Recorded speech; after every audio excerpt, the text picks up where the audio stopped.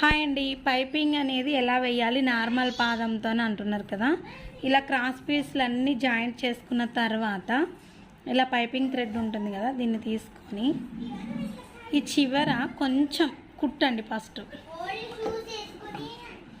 కొంచెం ఇట్లా కుట్టి అప్పుడు ఆ థ్రెడ్ పైన వేసినాం మనం కుట్టు స్టార్టింగు.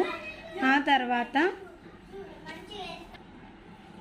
ఇప్పుడు ఈ థ్రెడ్ అన్నది ఇలా లాగి పట్టుకొని నార్మల్గా అండి, మరీ లాగారంటే అస్సలు నీట్గా రాదు. ఇలా ఈ వేలుతోటి దీన్ని ఇలా లాగి యువతలు ఇలా పెట్టండి. ఇప్పుడు పాదముని కొంచెం పైకి లేపి ఇటు సైడ్ వచ్చేసి మీరు లాగుతూ ఉండాలి.